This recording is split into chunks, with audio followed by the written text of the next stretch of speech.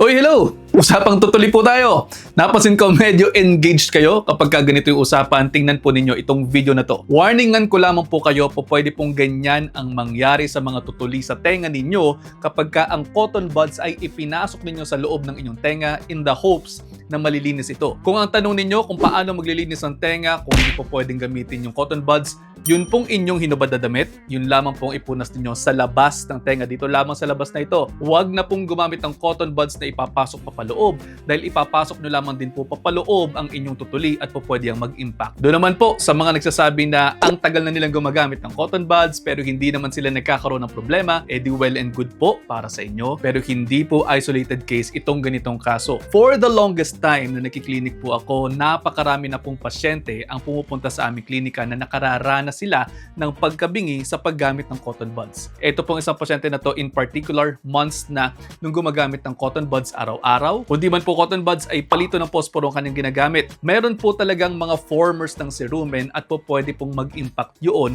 sa loob ng tenga kung ipupush ninyo papaloob. Meron pong self-cleaning mechanism ang ating tenga, kusang pupush papalabas ang tutuli ninyo. Kaya naman po after maligo, yun lamang po ang lilinisin natin sa labas. Huwag pong ipapasok sa loob. Again, gumamit lamang po ng inyong hinubad na damit o di naman po kaya ay wipes or tissue. Baka naman may magsabi sa inyo na gusto lamang namin mga doktor na magpa-check up kayo sa amin para kumita kami. Baliktad nga eh. Kaya nga ginagawa ko tong content na to para hindi kayo matulad sa pasyenteng ito nga na nag-impact, pumasok pa paloob at namuo na yung tutuli kaya hindi makarinig. Again, hindi po para kumita kami. Kung ayaw po ninyo magpatingin, walang problema. Kung namamahalan kayo, meron po tayong public hospitals. Doon po kayo pumila. Oh, baka naman may magtanong pa sa atin, para saan naman daw yung cotton buds kung hindi para sa tenga gamitin? Ito po ay ginagamit po para mag-apply ng gamot para hindi po makontaminate yung gamot or yung cream na nasa tube. At ito po, ginagamit po sa paglilinis din ng ating mga sugat. Gets? Sana po naintindihan. Pwede daw ba yung kauhe o yung spoon sa tenga? Okay lamang din naman po yun.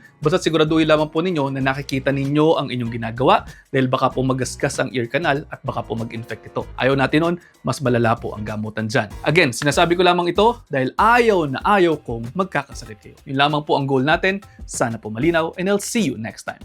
Ingat!